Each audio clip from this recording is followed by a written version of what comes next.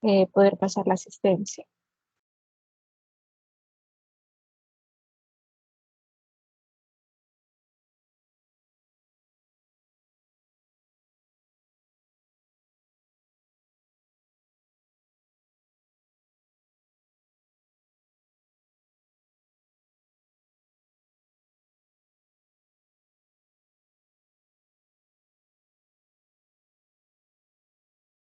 Muy bien, voy a ir mencionando sus nombres. Por favor, encienda su dice presente o pueden escribir directamente presente en el chat. Permítame. Por favor, revisen sus micrófonos para que nadie lo tenga encendido, porque a veces eso hace interferencias para que los compañeros puedan escuchar bien. Ok. Daniela Lizeth Álvarez Altamirano. Buenos días, Lic, presente. Muy bien. William Alexander Argueta Torres. Buenos días, presente. Buenos días. Víctor José Beltrán Montoya. Ashley Emily Bonilla Chicas. Buenos días, presente. Buenos días. Grisel Lisbeth Calderón Meléndez. Bien. Jacqueline Elizabeth Colato Rivera. Buenos días, Lic, presente. Buenos días. Brendy Mayer y Cruz Blanco. Buenos días, licenciada, presente. Buenos días. Jenny de la Paz Cruz Reyes. Fabricio Daniel Escobar Mejía. Buenos días, Lic, presente. Buenos días. Leila Judith Flores Martínez. Ever David Flores Villatoro. Eneida Abigail González Romero.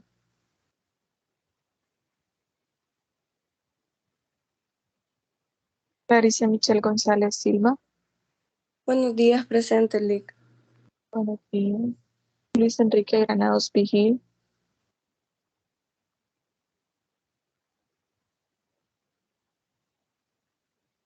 Ok. Permítame un segundo, por favor.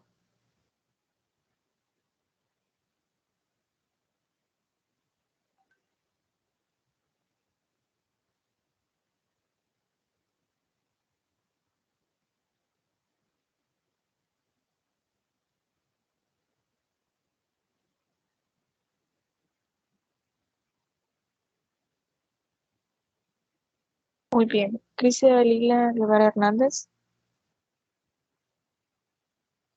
Dulce María Guevara Zelaya. Buenos días, Lic, presente. Díaz. Fernando José Lazo Ramírez. Víctor Manuel Lobo Sánchez. Jennifer Lizeth Márquez Luna. Valeria María Martínez Moreno. Buenos días, Lic, presente.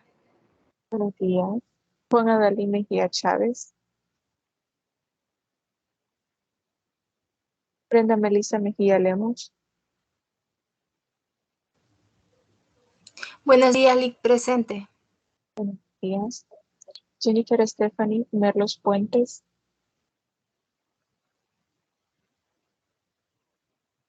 Renato José Orellana Resino. Luis Enrique Palacio González. Elson Vladimir Pérez Escobar. Laura Melissa Pineda Enríquez. Presente, Lic, buenos días. Buenos días. Catherine Vanessa Ramos Flores. Katie Judith Reyes Mejía. Buenos días, Lic, estoy Buenos días, presente. licenciada, presente. Okay. Vamos a ver quién me dijo presente. Además de Katie, ¿quién más me dijo presente? Nelson Vladimir, Lic. Ok, gracias. Ahorita lo agrego. Bien. Carla Margarita Rivas Luna. Catherine Yasmín Rivera Batres. Gerardo Ernesto Rodríguez Galvez. Esther Rodríguez Pineda. Buenos días, presente. Díaz. Jonathan Ezequiel Rodríguez Umay. Edwin Josué Romero Castillo. Catherine Isabel Romero García. Rosa Tatiana Sáenz Sáenz. Buenos días, Lic, presente. Díaz. Marjorie Clarice Salamanca Argueta.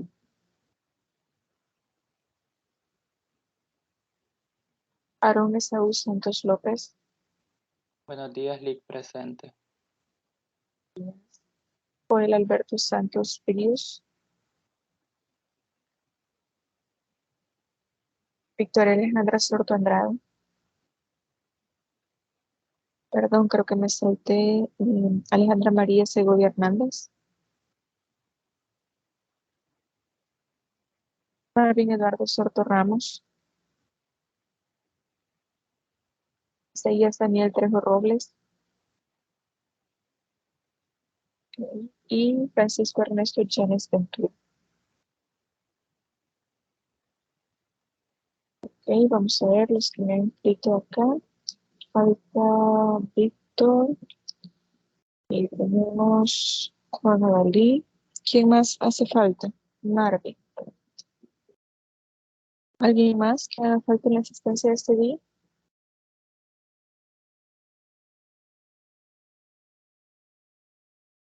Muy bien, vamos a ver entonces a la sesión, al desarrollo del contenido correspondiente a la semana 7. Con este tema vamos a dar inicio al cómputo número 2. Antes de iniciar, nada más quiero recordarles que por favor necesito que ustedes vean sus notas en el portal del estudiante. Por favor, revisen que sus notas estén completas y bien consignadas.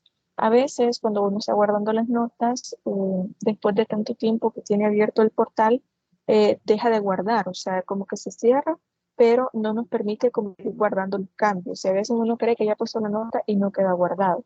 Así que por cualquier error que pude haber cometido, por favor necesito que ustedes revisen que sus notas estén completas. Laboratorio 1, laboratorio 2 y parcial. Además de esto, hablando del parcial, el día que vamos a tener la clase presencial, el día viernes, vamos a hacer la resolución del caso, porque vi que había muchas respuestas respecto del parcial, algunas muy cercanas a la respuesta correcta y otras no tanto. Y para evitar cualquier tipo de duda respecto a por qué tuve la nota que tuve, entonces vamos a hacer la resolución del examen parcial. Y también solamente hacerles ese recordatorio, revisen sus notas. Y bueno, vamos a iniciar entonces con la sesión de este día. Ya pueden ver, me parece, el contenido en la pantalla. Déjenme ver, ok, ya lo pueden ver por ahí. Vamos a comenzar a hablar un poco sobre el estado familiar. Este tema, es sumamente importante porque es la base de muchos temas que nosotros vamos a ir desarrollando. Ustedes se van a dar cuenta por qué el estado familiar y el tema de filiación, que es otro tema que lo vamos a ver dentro de las próximas semanas, es tan importante. Hay algunas cuestiones que posiblemente no las voy a terminar de explicar cómo se debería, porque todavía tenemos algunos temas que ir viendo. Por ejemplo, el tema de la filiación, como ya se los mencioné, y también el tema de la identidad. Sobre todo para el estado familiar es sumamente importante el tema de la identidad. ¿Por qué es tan importante el derecho a una identidad y qué implica? Bien, entonces vamos a comenzar a hablar del concepto y la naturaleza del estado familiar. Para esto, pues, la pregunta que vamos a responder con la sesión de este día es: ¿cuál es la naturaleza jurídica del estado familiar? ¿Qué es? ¿Para qué sirve? ¿Cuáles son las instituciones que pueden garantizar el estado familiar? Pero creo que nos vamos a centrar más en que a través de esta definición vamos a entender para qué nos va a servir. Como les digo, este tema de estado familiar nos va a servir bastante para futuros procesos que nosotros vamos a ir conociendo que se dan en el área de familia.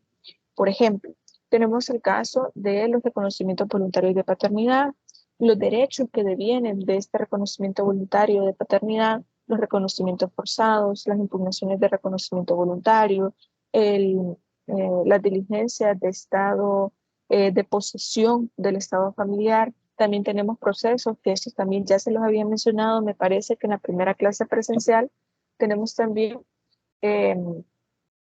otros procesos que tienen mucho que ver con el reconocimiento del estado familiar de las personas. También el establecimiento subsidiario de nacimiento, de matrimonio, de defunción, etc. Pero ya vamos a ir hablando un poco más sobre eso.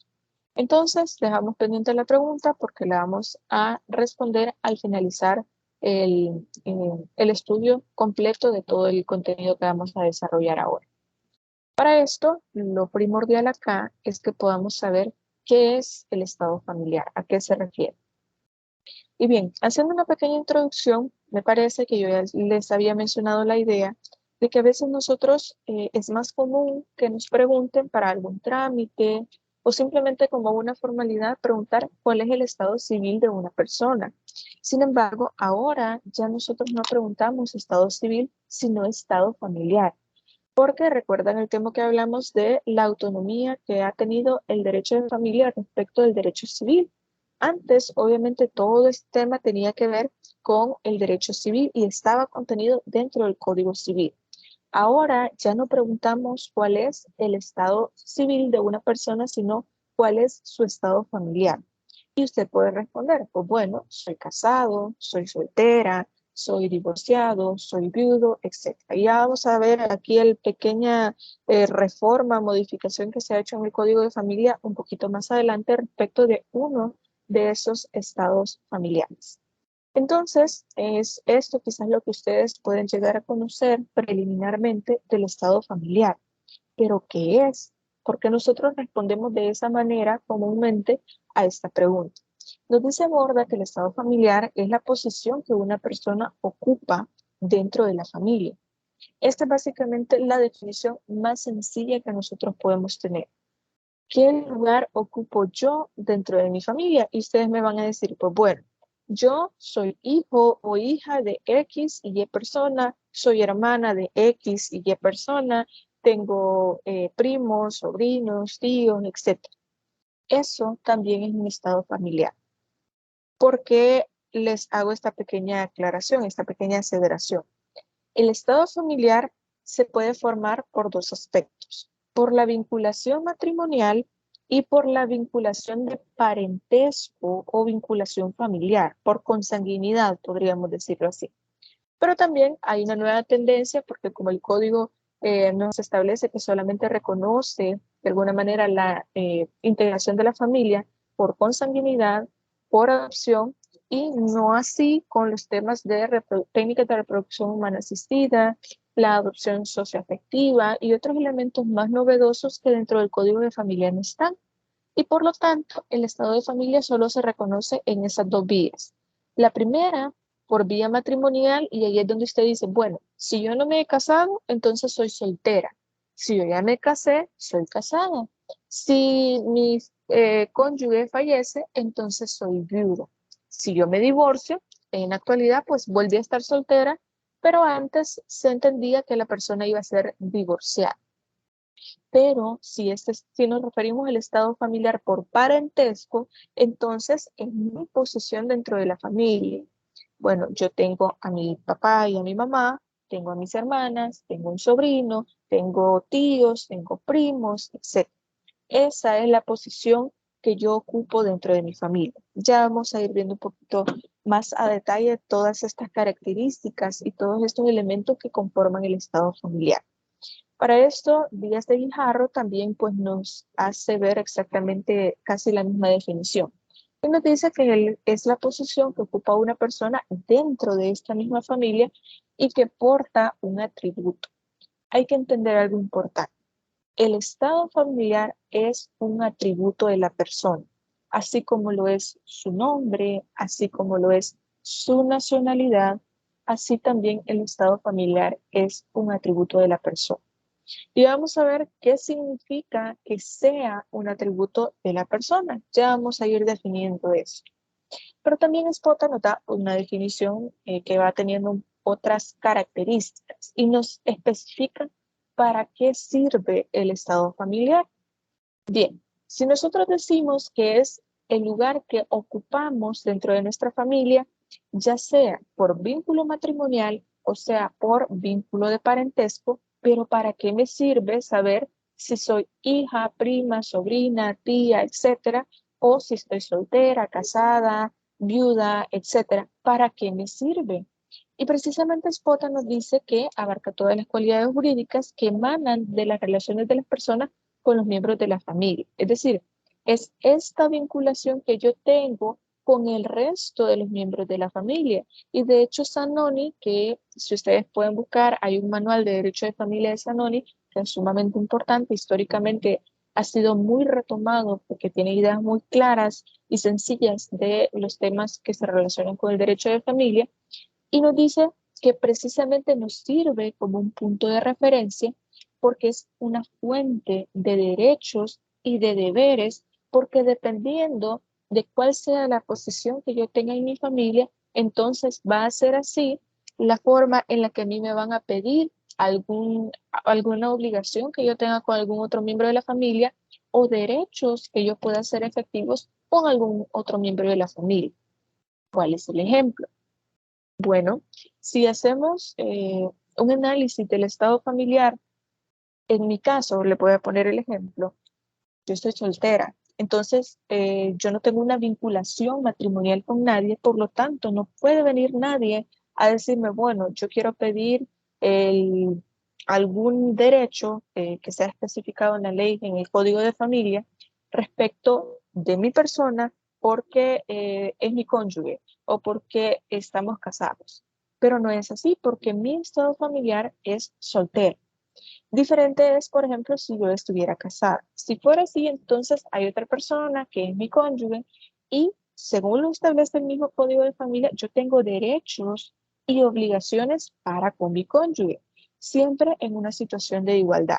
Es decir, yo así como le puedo pedir la igualdad, perdón, la cooperación en los gastos del hogar, así como le puedo pedir este deber de igualdad, de fidelidad que me establece el Código de Familia, entre muchos otros derechos que tenemos dentro de este código, entonces así esta persona también me los puede exigir a mí, porque hay una vinculación matrimonial, pero porque también mi estado familiar, que es a través de esta vinculación matrimonial, establece que estoy casada con esta persona. Ahí es donde está el origen de derechos y también de obligación, porque recuerden que deviene de esta idea de igualdad, que ambos cónyuges, sin importar el género, la edad o cualquier otra característica, siempre están en situación de igualdad. Ahora bien, vamos a poner el ejemplo ahora en el caso de la vinculación por el parentesco o por consanguinidad. Es decir, la posición que yo tengo en mi familia, siendo hija, hermana, prima, etc. Entonces, de repente, yo solamente tengo una abuela, por ejemplo.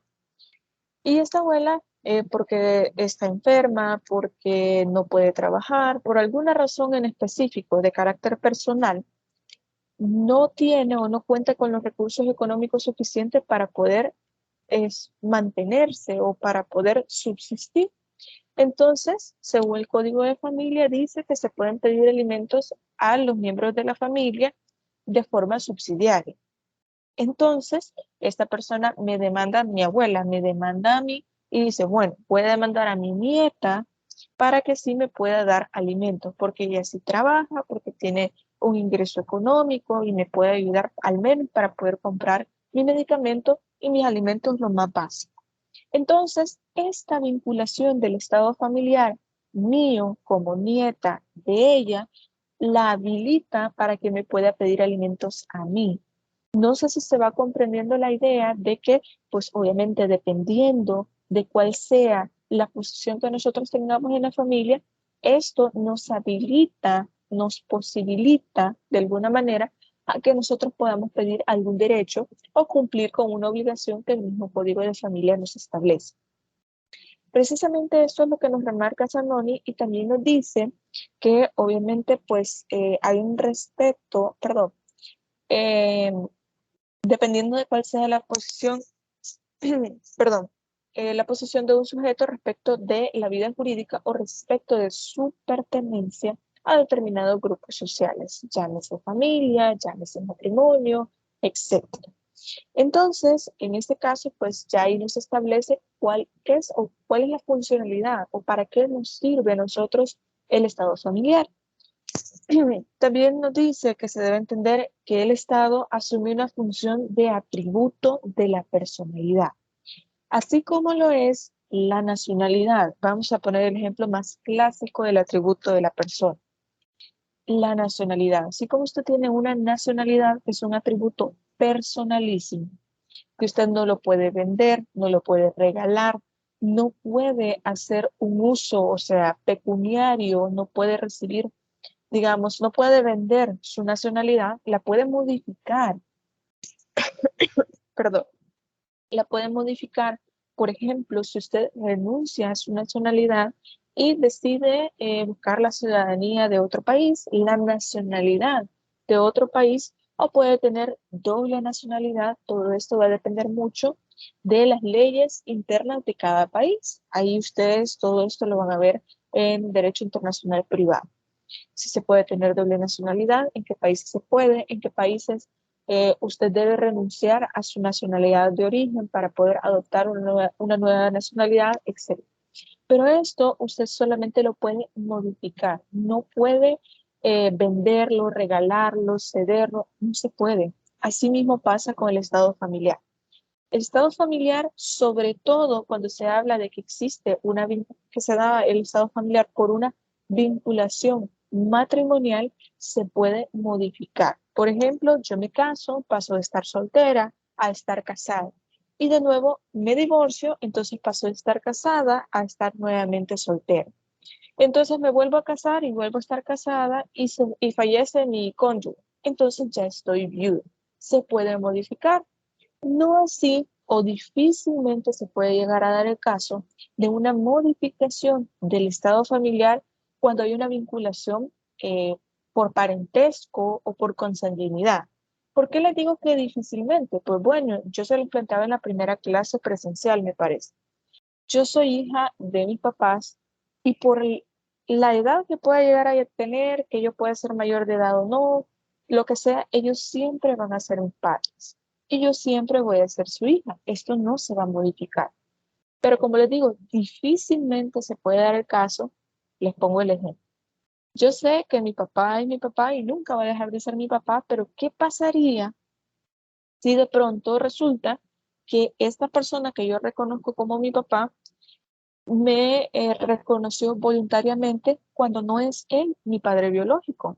Y se da un proceso de familia, de impugnación de este reconocimiento voluntario de paternidad por esta persona que me reconoció como mi padre, pero no lo es. Y a través de todo este proceso se establece que sí, que esta persona no es mi padre biológico, se hace una prueba de ADN y se determina que no es mi papá. Y la persona que verdaderamente es mi papá, entonces ahora sí me va a reconocer como mi papá. Entonces, ahí sí puede haber una modificación en el estado familiar porque yo ya no voy a ser hija de la persona que creí siempre que había sido mi papá. Para que ustedes vayan viendo que sí se pueden dar estos casos, sí hay modificaciones, pero difícilmente tiene que ser un caso muy específico para que se pueda dar esta modificación. No así, digamos, que yo pueda transar, yo pueda hacer una transacción con mi estado familiar, es decir, venderlo, regalarlo, etcétera, o cederlo, o decirle a alguien más, bueno, yo ya no quiero ser hija de mis papás, yo voy a ceder mi título de hija de mis papás. Y quiero hacer una aclaración acá, porque yo sé, como les he mencionado, que ustedes no han visto todavía derecho sucesorio, pero no quisiera que ustedes se quedaran con la idea errónea. Solo me va a tomar un momento explicarles esto para que no haya una confusión. Imagínense el caso, Dios lo quiera, mis padres fallecen y entonces, pues, obviamente yo soy hija de ellos. Yo, según el 988, tengo el derecho a suceder, tengo vocación sucesoral para poder aceptar herencia de la masa sucesoral que ellos hayan dejado. Pero de pronto, por alguna razón, por una convicción personal, porque tengo los recursos suficientes, yo decido, bueno, yo no tengo interés en aceptar herencia. No necesito nada, por mí no necesito nada. Pero de pronto mis hermanas me dicen, bueno, nosotros sí queremos aceptar herencia. Entonces, ¿qué podemos hacer? no, bueno, yo no tengo interés en hacerlo, y hay una tercera persona, por ejemplo, que si quiere esos bienes, yo puedo ceder mi derecho a aceptar herencia, no así mi estado familiar. Yo siempre voy a ser hija de mis papás, aunque ellos hayan fallecido, y el hecho de que yo les ceda mi derecho a poder aceptar herencia no significa que esté cediendo mi estado familiar. Yo le voy a ceder el derecho a esta persona, o puede ser también a mis hermanas, de que ellas puedan aceptar herencia del 100%, por ejemplo, de lo que mis padres hayan podido dejar, pero mi estado familiar que me habilita para aceptar herencia no va a ser modificado. Por eso le digo, no quiero que haya una confusión respecto a estos términos, porque el estado familiar puede llegarse a modificar en casos muy específicos, pero no significa que yo voy a ceder o a regalar o a vender mi estado familiar, porque no se puede. Ya vamos a ir hablando de eso. Pero en realidad lo que quiero que ustedes tengan en mente es que el estado familiar es un atributo de la persona, es una característica personalísima, ya que usted, siendo hijo de sus padres, puede tener hermanos, más hermanos que comparten este estado familiar de ser hijos de sus padres, pero ese estado familiar usted no lo puede enajenar. Como les digo, no lo puede vender, no lo puede regalar, etcétera. Ya les expliqué esa parte. Entonces, para esto, Zanoni también nos sigue diciendo que el estado familiar expresa que es un conjunto de derechos subjetivos y y deberes correlativos. ¿Por qué? Porque el estado familiar, como les mencionaba, nos posiciona dentro de la familia. Imagínese usted en su mente un árbol genealógico y dice, bueno, usted es hijo de tal persona, es hermano de tal persona, es primo de tal persona, y ahí tiene usted todo su árbol genealógico. Pero eso nos sirve para poder establecer derechos y deberes correlativos. Es decir, bueno, esta es su posición, pero usted tiene derechos y deberes para con sus padres y sus padres para con usted. Y así sucesivamente se va como tejiendo todo este árbol genealógico, pero lo que le interesa al derecho no es solamente este árbol genealógico por una cuestión biológica, sino porque ahí establecemos derechos y deberes que el mismo Código de Familia nos está estableciendo. Y nos dice también que corresponden a las personas en virtud de su emplazamiento familiar, las que por estar en ella atribuidas procuran la tutela de la individualidad familiar ante el orden jurídico.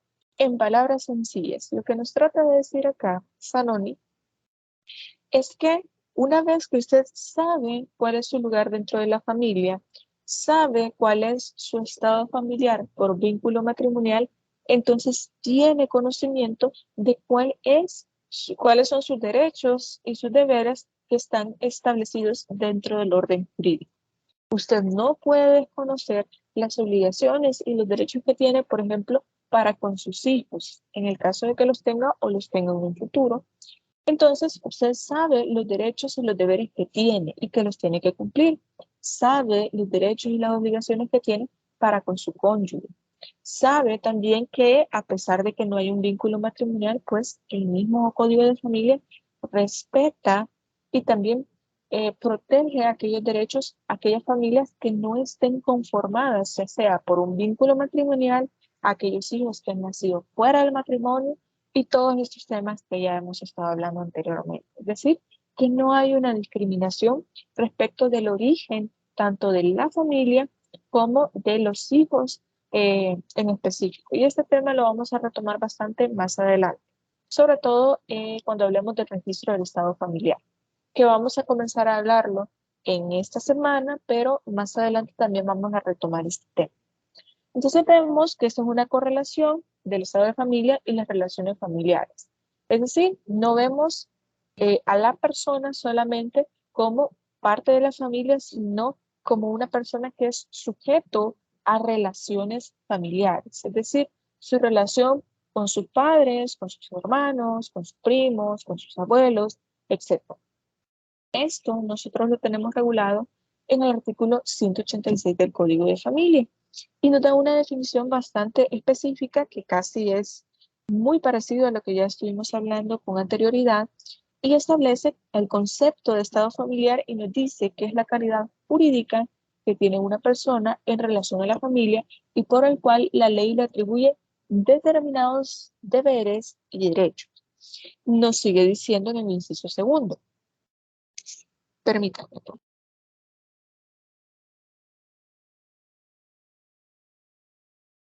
Bien, nos sigue diciendo en el inciso segundo.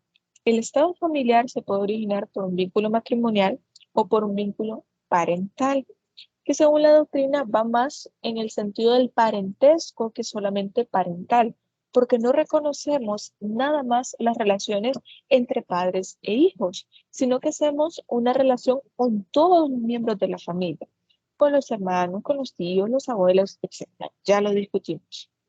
Y nos dice que en relación a estos, al matrimonio específicamente, hay diferentes estados familiares.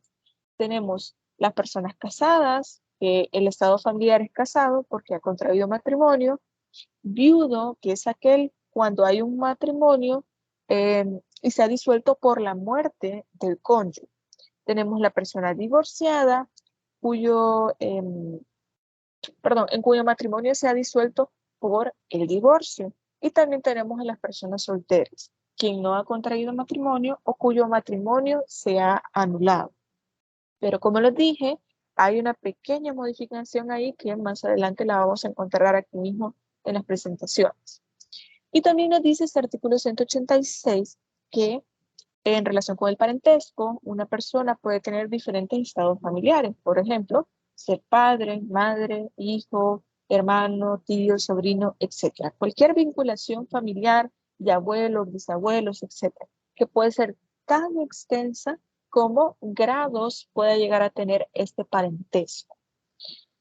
Bien, esto, recuerden, artículo 186. Si ustedes lo quieren ir marcando para tener más o menos una idea de dónde encontrar algún tipo de información, o después ahí en el parcial están buscando ahí en el código y no lo encuentran, ustedes ya pueden ir marcando ahí para que ya tengan una idea de dónde pueden encontrar esta información. También, ahora sí, vamos a hablar de la naturaleza jurídica del estado familiar. Ya hablamos un poco del concepto, para qué nos sirve, ya sabemos qué dice el código. Entonces vemos que la naturaleza jurídica del estado familiar es precisamente de ser un atributo de la personalidad. Es decir, que solamente, y ahí me van a decir ustedes, sí, que esto es obvio, es bastante absurdo que nos haga la explicación, pero en caso de que por cualquier cosa sí es necesario explicar. Solo las personas naturales tienen un estado familiar. ¿Por qué? Recuerden que esto viene del Código Civil y ahí tenemos una separación. Hay personas jurídicas y hay personas naturales. Pero este estado familiar solamente lo pueden tener las personas naturales y por eso decimos que es un atributo de la personalidad. Es decir, el estado familiar es personalísimo. Solo las personas podemos tener un estado familiar.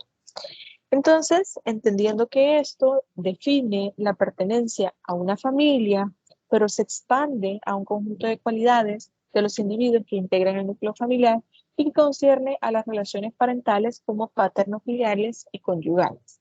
Es decir, el estado familiar nos sirve para poder determinar cuáles son las obligaciones y los derechos que nosotros tenemos por estas relaciones que tenemos con nuestra familia de carácter del parentesco o conyugales por el matrimonio.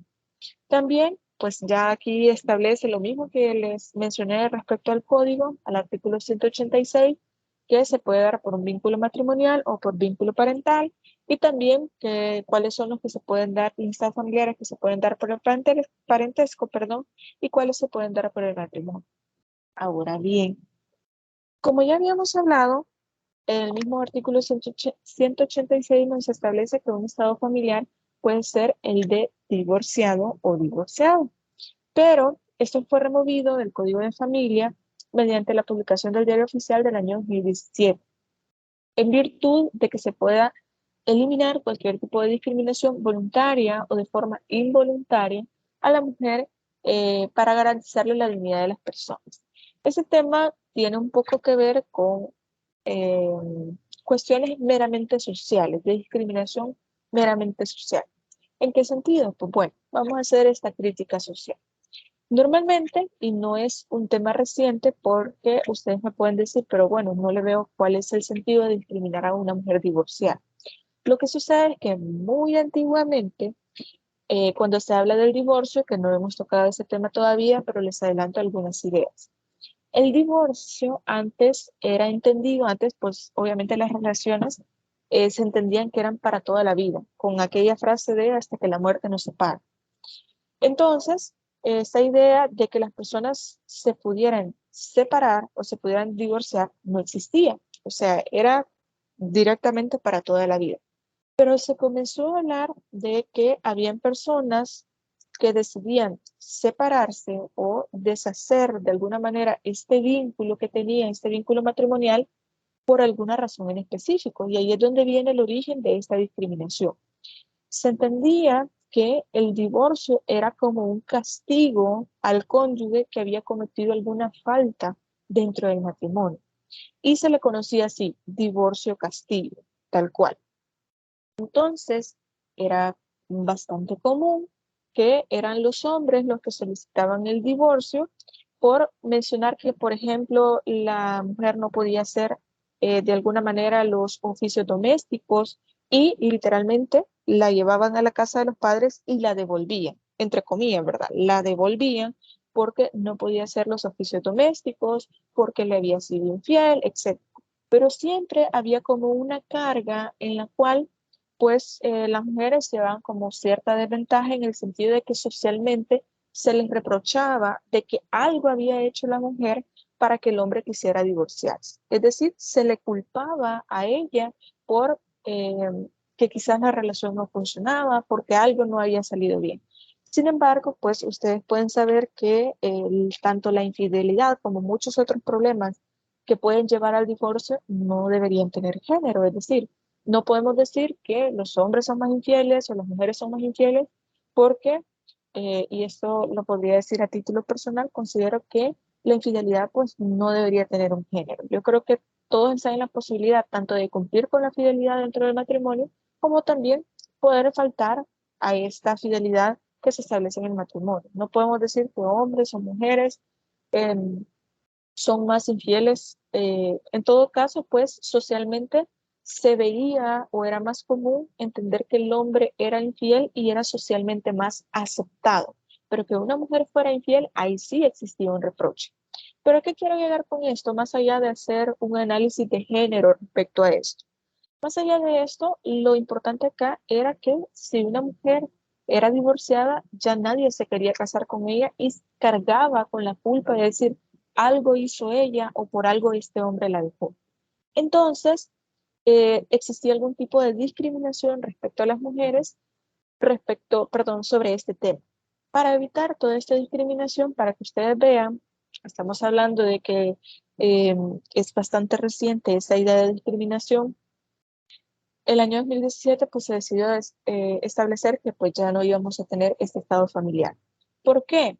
¿Por qué decidir que ya esta persona no apareciera en su documento de identidad como divorciada?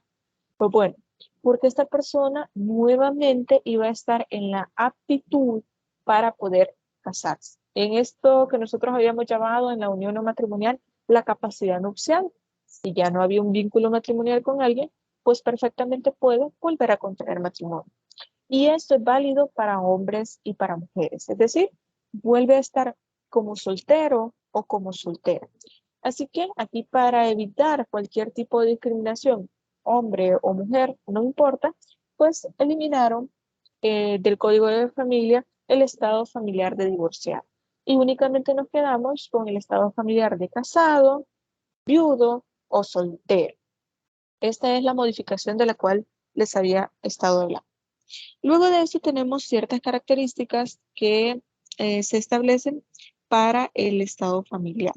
Entre ellas tenemos, por ejemplo, la característica de universalidad, que en este caso entendemos que la universalidad significa el estado de la familia que abarca todas las relaciones familiares, todas aquellas relaciones jurídicas dentro de la familia. Es decir, aquellas relaciones que sean por vínculo matrimonial o por parentesco. Eso es lo que nos trata de decir esta característica. Respecto de la unidad, nos menciona que son, digamos, se entiende esta característica como los vínculos jurídicos que no se van a diferenciar por el hecho de que si existe o no un matrimonio o si los hijos nacen o no fuera del matrimonio. No va a haber ningún tipo de separación o ningún tipo de discriminación por el origen de este vínculo, ya sea porque usted sea hijo de sus padres, obviamente, pero que ellos no estén casados. Esto no modifica su estado familiar. Ellos siempre van a ser sus padres. Ahora bien, tampoco importa si yo nací fuera o dentro del matrimonio, porque lo que interesa acá es la vinculación de parentesco, que yo soy hija de X y Y persona. Entonces no va a importar si existe un vínculo matrimonial o no, y si son hijos nacidos fuera o dentro del matrimonio. Es decir, se ven todos estos estados familiares como una unidad, sin hacer ningún tipo de discriminación. También tenemos la indivisibilidad. Es decir, aquí en este caso, pues yo no puedo decir, por ejemplo, bueno, hoy estoy soltera y ya mañana voy a estar casada. Y de pronto cuando yo quiera, yo puedo decir, para una persona voy a estar soltera y para los demás voy a estar casada. O voy a estar casada para esta persona y para los demás sigo estando soltera. No sé si me doy a entender. No hay una divisibilidad, no es por hoy voy a ser hija de tal persona y después lo voy a negar, que no es cierto. No hay una divisibilidad en el sentido de que no puedo hacer una separación de mi estado familiar. No puedo de forma antojadiza decir frente a este grupo de personas estoy soltera y frente a una persona en específico estoy casada. No sé si me doy a entender con eso. También se entiende que el estado familiar tiene una característica de oponibilidad. Es decir, que yo puedo oponer mi estado familiar para ejercitar algún derecho o para cumplir con una obligación. Yo puedo decir, bueno, yo le voy a dar alimentos a mi abuela, en el ejemplo que les estaba comentando al principio, porque yo soy su nieta y ahí estoy oponiendo mi estado familiar para ejercer una obligación, para ejercer un derecho, perdón, o cumplir con una obligación. Entonces, ¿a qué se refiere la oponibilidad? Es el hecho de que se puede oponer ese estado familiar para ejercer derechos que se pueden derivar del mismo estado familiar. También decimos que es intransferible en el sentido de que yo no lo puedo transferir, como yo les decía, no lo puedo ceder, no lo puedo regalar, no lo puedo vender. Lo mismo es en la imprescriptibilidad. En este sentido, pues vemos que el transcurso del tiempo no va a alterar el estado familiar, pero tampoco de alguna manera va a caducar. O sea, yo no puedo decir, hasta que yo tenga tal edad, voy a dejar de ser hija de mis padres o hermana de mis hermanas, etc. Ahora bien, hago un pequeño paréntesis. No hay que confundir el estado familiar con la responsabilidad parental. No hemos visto ese tema, pero hago la aclaración desde este momento. Una cosa es el estado familiar que, como les digo, es imprescriptible. Y otra cosa distinta es la responsabilidad parental que llega, según la ley, hasta la mayoría de edad. Hasta los 18 años, sus padres y madres tienen la responsabilidad de darles alimentos, vivienda, vestuario, educación, etcétera. Y todos los demás derechos que ya vamos a ir viendo más adelante. Pero esta responsabilidad parental se puede prorrogar. Ya más o menos estuvimos hablando de esta idea de aquellas personas que estudian con provecho y en tiempo. Sin embargo, hay que también tomar en consideración que eso es responsabilidad parental, pero el estado familiar no tiene un tiempo de caducidad. Usted puede tener 50 años y si sus padres están vivos, usted sigue siendo hijo de sus padres. Ellos siguen siendo sus padres y esto no va a ser modificable. Por eso nos menciona que existe esta característica de imprescriptibilidad. El transcurso del tiempo no va a alterar de ninguna manera el estado familiar. Y luego tenemos la irrenunciabilidad. De nuevo, la ley nos menciona esta idea de que el estado familiar no es antojadizo, es algo inherente a la persona. Y ya vamos a hablar un poco de esa idea. ¿En qué sentido? Yo no puedo renunciar a mi estado familiar. Yo no puedo decir, hoy ya no quiero estar casado. O no puedo decir, hoy no quiero ser prima de mis primos. Ya no quiero ser sobrina, perdón, de mis tíos. No puedo renunciar a mi estado familiar. A menos que exista alguna modificación dentro de los parámetros que la misma ley establece, yo puedo hacer esta modificación. Si no, yo no estoy habilitada para poder hacer. Entonces, lo que nos trata de decir acá, con estas características del estado familiar, es el hecho de que, como ustedes ven, se remarca mucho la idea de solamente si se modifican los parámetros establecidos en la ley, va a existir modificación, si no, se mantiene en el tiempo. Y es un atributo personalísimo. Y además de esto, bueno, ya lo vimos, es universal, hay unidad, hay indivisibilidad, oponibilidad, es intransmisible, es imprescriptible y es irrenunciable. Y precisamente por esta idea que yo les mencionaba de ser un atributo de la persona, vemos que es inherente al ser humano por una cuestión de dignidad humana, por el hecho de que yo pueda o tenga conocimiento de cuál es mi lugar en la familia, porque somos seres sociales y no podemos vivir de manera aislada e independiente. Necesitamos tener esta vinculación con el resto de miembros de la familia, pero también jurídicamente implica que estas relaciones familiares dan origen a obligaciones, pero también a derechos. Entonces, por eso vemos que es considerado como un atributo de la persona. Ahora bien, tiene características muy específicas o consecuencias más bien muy específicas el hecho de ser considerado como inherente a la persona humana. Primero, no hay transferibilidad sucesoria, es decir, yo no le puedo ceder o heredar de alguna manera mi estado familiar a otra persona. No le puedo, por ejemplo, a mis hijos, yo no les podría heredar mi estado familiar de hija de mis padres. No sé si me doy a entender. No lo puedo transferir. Así como no puedo renunciar, no lo puedo vender, no lo puedo ceder, no lo puedo hacer. Ahora bien, aquí mismo nos dice que con la muerte de la persona se extinguen pues todo tipo de vinculación familiar que se pueda tener con los demás familiares. Pero si hay una característica específica, y aquí lo tenemos, el ejercicio exclusivo de la responsabilidad parental por la muerte del progenitor. En este caso, pues, si fallece, por ejemplo, los padres de una persona, para no poner de ejemplo a nadie, fallecen los padres de una persona. Por el fallecimiento, por ejemplo, de su padre, no puede venir alguien más y decir, bueno, el padre de esta persona me heredó a mí el título de papá de este niño o esta niña, entonces yo ahora voy a ser el papá o la mamá de esta niña. No funciona así porque es intransferible completamente. No hay una transmisibilidad sucesoria.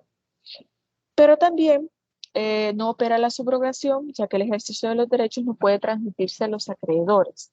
Aquí hay que hacer como una pequeña explicación, porque como les decía, este tema de estado civil, antes de ser estado familiar, viene del derecho civil. Y ahí sí, por ejemplo, en el caso de que existan deudas, en caso que la misma ley, el mismo Código Civil establezca, usted puede demandar a los herederos, o sea, siendo acreedor, usted puede demandar a los herederos para el pago de una obligación o de una deuda, pero solamente cuando la misma ley lo establece. Y además, son cuestiones meramente patrimoniales. Pero como ahora, esto ya lo regula, perdón, el Código de Familia, esto significa que le vamos a dar prioridad a todas aquellas relaciones familiares, no a aquello meramente patrimonial. Por ejemplo, nosotros podemos traer a colación una figura parecida a esto de transmitir este estado familiar a los acreedores o esta idea de poder demandar a los acreedores en el caso de la exigibilidad alimentaria de forma subsidiaria. Que este es un tema que cuando veamos alimentos, este tema de alimentos es tan amplio, tan complejo en muchas ocasiones, que ya lo vamos a ver. En este tema de la exigibilidad alimentaria de forma subsidiaria, por ejemplo, imagínense que a usted lo llevan a buscar a su oficina y le dice este adolescente, mire, señor abogado, señora abogada, yo quiero demandar o quiero ver qué posibilidades existen de que alguien me pueda dar alimentos porque yo estoy estudiando, pero mi padre está en, por ejemplo, en situación, está en coma, en estado vegetativo, o simplemente no puede trabajar por una enfermedad crónica que tiene. O sea, ni siquiera él se puede mantener, mucho menos me puede mantener a mí. Y yo no puedo trabajar o, bueno, por alguna razón en específico necesita alimentos y su padre no se los puede dar. Y su madre falleció y no tiene nadie más, solamente sus abuelos. Entonces va a su oficina y le dice, mire, ¿qué puedo hacer? En este caso, existe la posibilidad de que usted pueda pedir alimentos de forma subsidiaria, ya que sus padres no pueden porque uno falleció y porque el otro está en una situación que no puede proveer alimentos, entonces de forma subsidiaria puede solicitarlos. Esto más que todo se da, por ejemplo, por la muerte de los padres y se trata de niños muy pequeños porque sobre todo los adolescentes pues, buscan la manera de poder trabajar y poder subsistir de alguna manera. Pero en el caso de niños muy pequeñitos, se les establece un tutor, se les nombra un tutor o se puede pedir también alimentos de forma subsidiaria. Esto lo vamos a ir viendo un poco más adelante. Y también la liquidación del régimen patrimonial, que también esto lo vamos a ir viendo un poquitito más adelante cuando veamos más a fondo el tema del divorcio. En este caso, permítanme, por favor.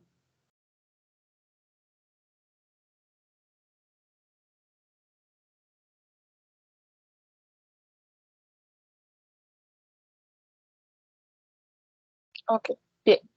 Entonces, siguiendo con la idea, ¿cómo nosotros vamos a poder demostrar el estado familiar de una persona? Vamos a ver, alguien que quiera responder a esta pregunta, ¿cómo nosotros demostramos el estado familiar de una persona?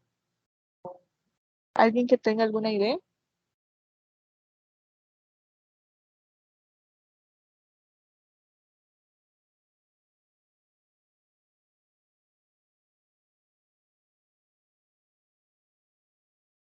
Bien, si nadie voluntariamente quiere, entonces lo puede llamar para ver si tienen alguna idea respecto a esta pregunta. La pregunta es, ¿cómo se demuestra el estado familiar de una persona?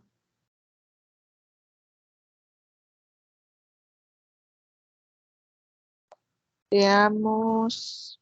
Con la partida de nacimiento, Lick. Ok, muy bien, muchas gracias, Merlin.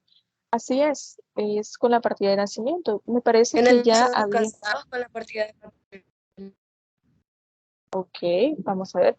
Partida de nacimiento, partida de matrimonio. También hemos hablado, por ejemplo, de un estado familiar de viudo. Usted lo puede probar con la partida de función de la otra persona. Tenemos también, bueno, ya vamos a ir viendo esos ejemplos. Pero muchas gracias a Merlin y a Michelle. Ya habíamos comenzado a hablar en la clase pasada que yo les había hecho hasta el dibujito ahí en la pizarra y yo les decía, en la partida de nacimiento ahí tenemos todas las generales, nuestro nombre completo, cuándo nacimos, dónde, el domicilio, quiénes son nuestros padres, pero a eso también se le va haciendo modificaciones. Y yo les explicaba, en este caso, yo les colocaba ahí precisamente por ejemplo, cuando una persona se casa, ahí se le pone una marginación con el matrimonio. ¿Cuándo se casó? ¿Qué notario lo casó? ¿En qué domicilio se casó? ¿Y quién es la persona con la que se casó? Obviamente. Si usted se divorcia, también ahí pone ante el juzgado tal, con la resolución tal, se disuelve el vínculo matrimonial, etc. Ahí se va estableciendo todos estos datos. Si usted se vuelve a casar, ahí vuelve a aparecer. Y nos establece Brenda también artículo 195 y es exactamente esa la regulación que lo establece. De hecho, más adelante ahí les va a aparecer unas presentaciones. Muchas gracias, Brenda. Entonces, yo les decía, ahí se van dando todas estas modificaciones. ¿Por qué? Porque la partida de nacimiento es donde va quedando registro de todas las modificaciones al estado familiar. Y usted me va a decir, entonces, ¿cuál es la función que tiene el DUI, el documento único de identidad? Lo que pasa es que el documento de identidad es como una pequeña, como una extracción nada más de los datos más importantes que están contenidos en la partida de nacimiento. Y además es quizás como el documento más actualizado. ¿En qué sentido? Imagínense que usted está casada y de pronto se divorcia. Ya ese documento de identidad va a volver a aparecer como soltero. Y usted le puede decir a la gente, no, es que yo nunca me he casado. Ahí está mi DUI, yo ahí aparezco como soltera. Pero usted va a buscar una partida de nacimiento y ahí está el matrimonio y luego el divorcio. Lo que sucede es que consignar todos estos elementos dentro del documento de identidad, pues ya no parece tan verosímil porque ya implicaría más espacio.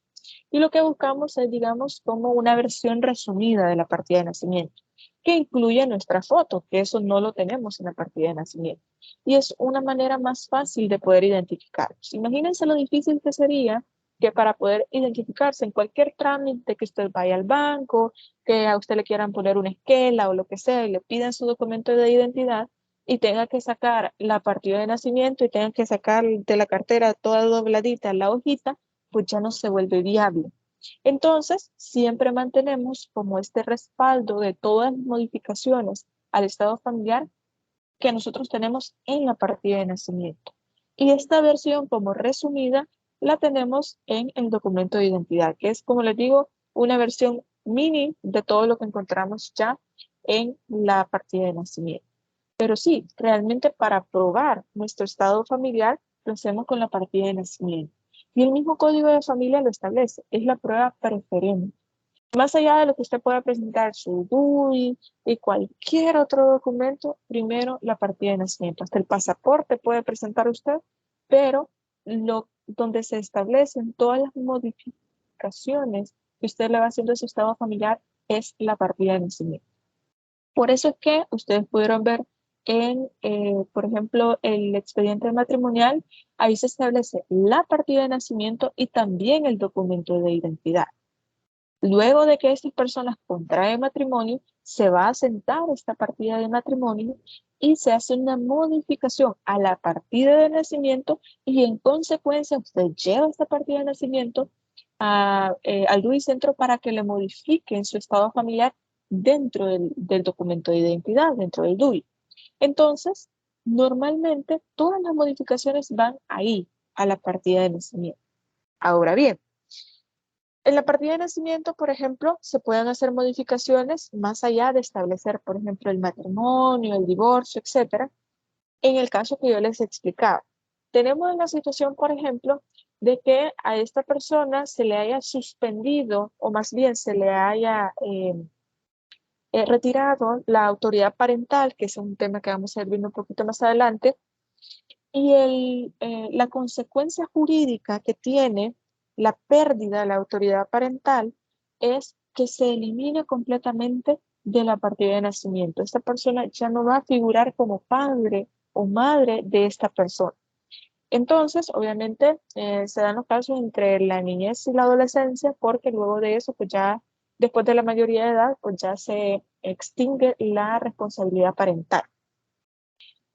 A lo que voy es que cuando se retira o existe esta pérdida de autoridad parental, entonces se elimina completamente de la partida de nacimiento.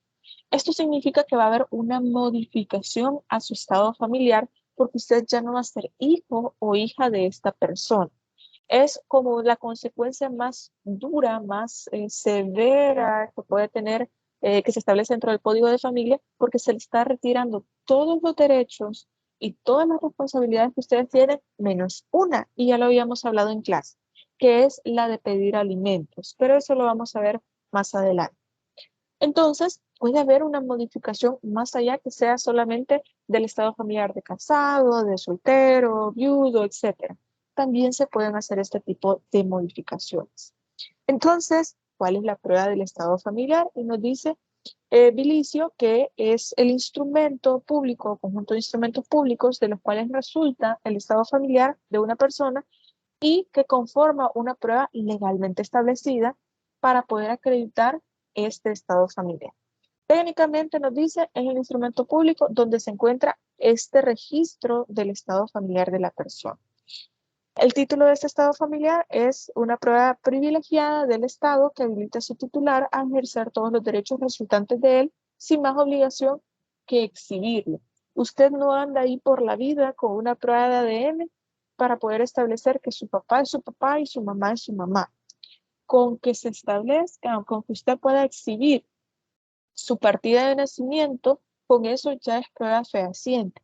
¿Por qué? Porque aplicamos el principio de buena fe, que la persona que fue a sentarlo o a sentarla ya a la alcaldía y dijo ser su padre, que realmente es su padre. Y si no, tiene que aportar prueba en contrario y decir, no, es que esta persona no pudo haber sido el padre de este niño o esta niña porque soy yo el padre o la madre. Y hay un proceso que ya se los he mencionado bastante, es la impugnación de reconocimiento voluntario de paternidad. Es decir, que el verdadero padre o terceros interesados, esto lo vamos a ver más adelante, pueden decir, no, esta persona que reconoció a este niño o a esta niña, no es verdaderamente el padre, sino que soy yo.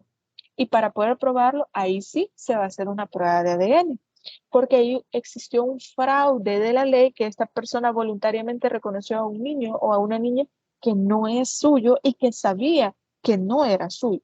En la mayoría de casos lo saben. Algunos, pues, ahí puede haber un fraude, un engaño en el cual le dijeron, este niño o esta niña resultó del embarazo de esta relación y realmente es de otra persona. Pero bueno, esa es otra cuestión. A lo que voy es que, como les digo, ustedes no van por ahí exhibiendo una prueba de ADN, sino que únicamente con la partida de nacimiento. Eso es suficiente para poder establecer el vínculo que usted tiene con su familia. Por ejemplo, ¿cómo puedo probar yo que mis hermanas son mis hermanas? Pues simplemente presento mi partida de nacimiento donde está en el nombre de mi padre y de mi madre, y mi hermana presenta también su partida de nacimiento y ahí está el nombre, obviamente, de mi padre y de mi madre, y eso establece o se puede llegar a establecer que existe ahí el vínculo porque ambas somos hijos de la misma persona, del mismo padre y de la misma madre. Entonces, así es como se puede hacer. Esto también es bastante útil, sobre todo en derecho sucesorio. Si ustedes ven, perdón, hago mucha relación de este tema con derecho sucesorio y con derecho individual, perdón, derecho internacional privado, porque son temas sumamente importantes para esas materias. El ejemplo que les voy a poner de derecho sucesorio. En este caso, para poder, por ejemplo, que yo quiera aceptar herencia porque si Dios lo quiera, mi padre fallece, entonces yo, para poder establecer que tengo vocación sucesoral, según lo establece el 988 del Código Civil, fácilmente solamente presento mi partida de nacimiento. Obviamente tengo que probar que la persona verdaderamente falleció y presento la partida de defunción. Entonces, con esta partida de defunción, lo único que voy a probar es que la persona murió, pero nada más. Entonces, ¿cómo pruebo yo que tengo esta vocación sucesoral, que puedo aceptar herencia porque soy hija de la persona que falleció? Bueno, presento mi partida de nacimiento y ahí dice, siendo hija de, y ahí va a aparecer el nombre de la persona que ha fallecido. Y esto es lo único que yo necesito para probar mi vocación sucesoral, para poder iniciar con las diligencias de aceptación de herencia. Es lo único que voy a probar. El fallecimiento de la persona y mi filiación o mi estado familiar respecto de esta persona. Luego de esto tenemos la constitución del estado familiar, que básicamente es como un resumen de todo lo que hemos estado hablando, que les he estado poniendo algunos ejemplos, y precisamente como decimos que la partida de nacimiento es la prueba preferente, pero ¿dónde están esas partidas de nacimiento? Y yo sé que ustedes ya tienen conocimiento de esto, pero es necesario también mencionar.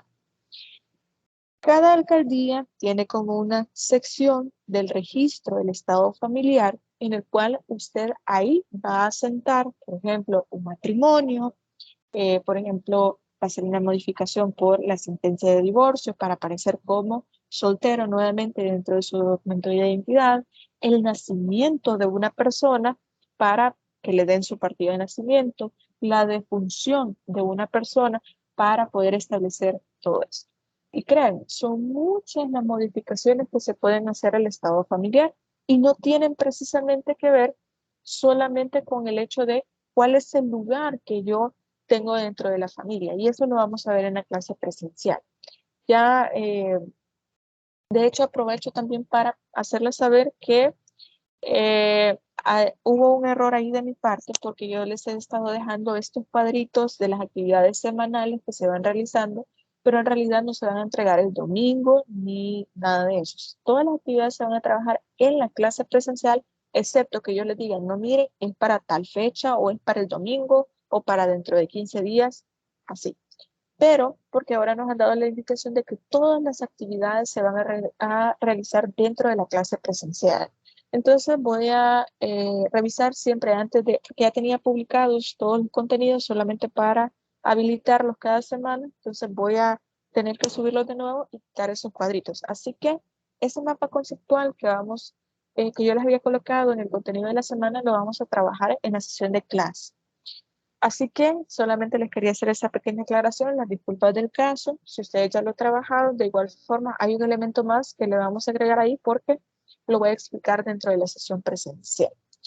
Bien, entonces lo que les estaba mencionando era que todos estos documentos, todas estas partidas se llevan en un libro, o sea, el registro del estado familiar lleva todos estos libros con actas y partidas de los cuales pues ellos son garantes, por eso dice registrador auxiliar de la municipalidad tal, etc.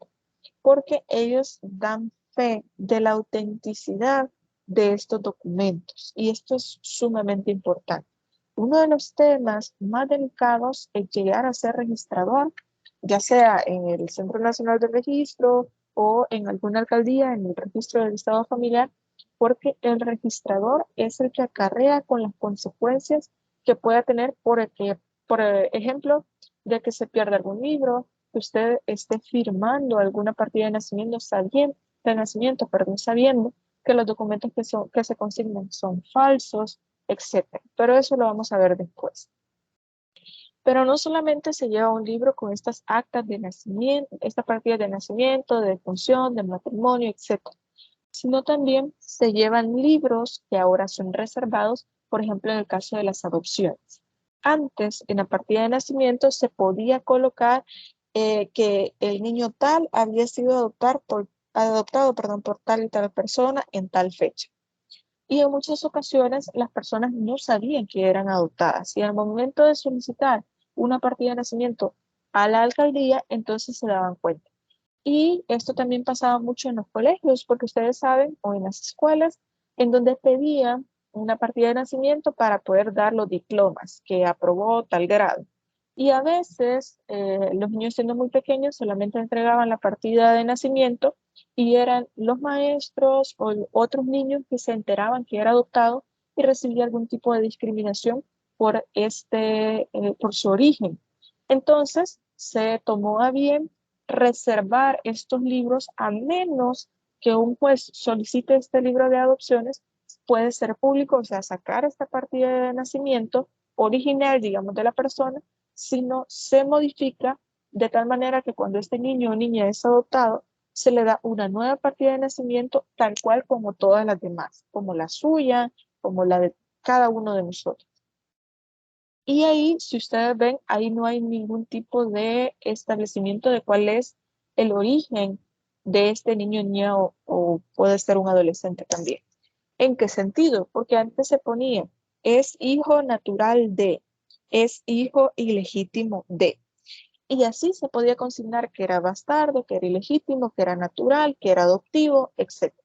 Pero para evitar discriminación, pues ahora solamente se le da una partida normal y no se establece cuál es el origen de este niño o niña. Y también se puede dar, por ejemplo, a través de sentencias judiciales. Es el caso del divorcio, que se lleva un proceso judicial, porque únicamente se puede hacer vía judicial, en el cual esta sentencia emitida por un juzgado de familia, usted la lleva para poder asentarla dentro de este registro y esto va a modificar su estado familiar. Entonces, ya vamos a ir viendo todas estas características que deben tener estos procesos porque está bastante vinculado a cómo se constituye el estado familiar. Bien, este es otro tema sumamente importante que es un proceso, de hecho, de familia, de posesión de estado familiar. Esto se da normalmente y a grandes rasgos, lo voy a explicar porque todavía no vamos a llegar hasta ahí directamente. Se da, por ejemplo, en los casos en que, le voy a poner el ejemplo. Imagínense que la persona que yo identifico como mi papá nunca me reconoció legalmente. Me trata como su hija, le dice a todas las demás personas que soy su hija, pero nunca me ha reconocido legalmente. Toda la gente sabe que él es mi papá, que soy su hija, pero nunca me reconoció. Entonces, se puede solicitar un estado de posesión, perdón, una posesión de estado familiar en el sentido en el que se puede hacer este reconocimiento. Porque la persona, pues obviamente yo carezco de una partida de nacimiento en donde se establezca quién es mi padre, quién es mi madre, etc. Y esto se puede dar por descuido o por preclusión, perdón, del plazo legal para la inscripción. Imagínense el caso que cuando yo nací, por ejemplo, por descuido, por olvido, por alguna razón en específico, nunca me fueron a sentar directamente mi padre. Solamente fue mi mamá con los datos del hospital donde nací, etc. Pero nunca se hizo este reconocimiento y precluyó el plazo legal para la inscripción, que ya se establece también dentro de la ley cuánto tiempo se tiene, y eso lo vamos a hablar también en clase. De hecho, hay multas para aquellas personas que no hacen estas inscripciones en tiempo, porque lo que se busca es garantizar el derecho a la identidad de todas las personas que nacen.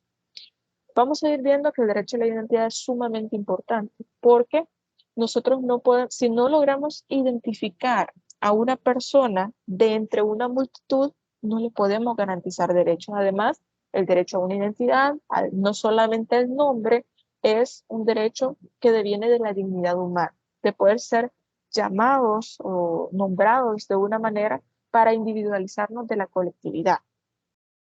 Pero bien, existen dos tipos de posesión de estado familiar. Está el de posesión de estado familiar de hijo y posesión de estado familiar de casado. La posesión de estado familiar de hijo, ya más o menos se les expliqué, que se da, por ejemplo, en el caso de que esta persona no asentó a este niño o a esta niña, o puede ser ya un adolescente, y que pueda probar a través de testigos que este niño o niña adolescente ha sido tratado como hijo de esta persona por lo menos durante los últimos 3 años. Solamente hay una excepción que dice que salvo que antes de cumplirse este plazo la persona haya fallecido. Y ahí sí se puede establecer a través de testigos si realmente esta persona era tratada como hijo o hija. Ahora bien, ¿para qué es importante esta posesión de estado familiar de hijo? Imagínense que si realmente sí era su hijo, era tratado como tal y esta persona fallece, entonces ¿cómo se puede pedir por ejemplo, herencia? Y ahí tenemos que se puede hacer a través de la posesión de estado familiar de hijo o se puede hacer a través de una declaración judicial de paternidad post-mortem. También tenemos la posesión de estado familiar de casado. Aquí ya tenemos un caso un poquito diferente, pero por ejemplo, imagínense que ustedes se casan con una persona y fueron a inscribir la partida de matrimonio allá a la alcaldía correspondiente.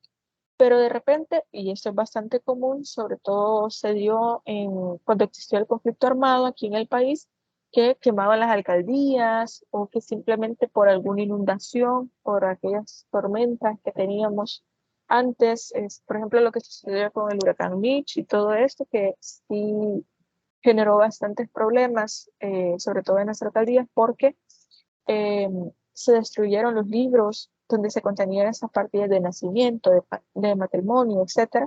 Entonces, básicamente se puede dar en estos casos, de que existe una destrucción o un extravío de esta partida de matrimonio.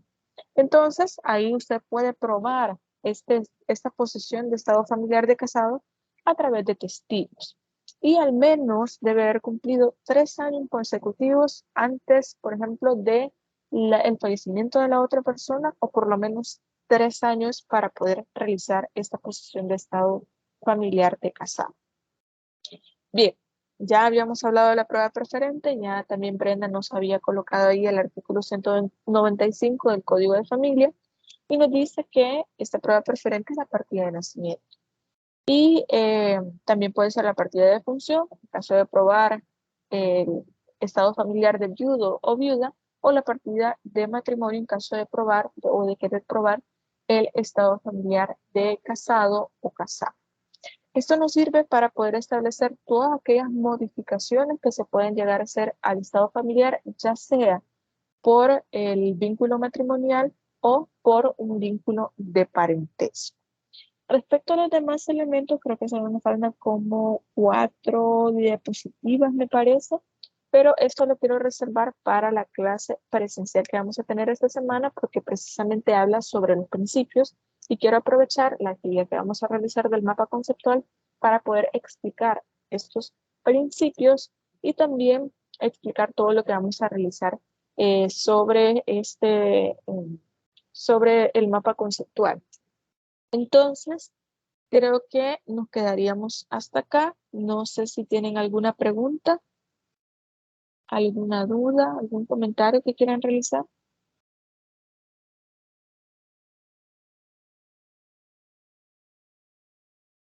¿Está todo claro?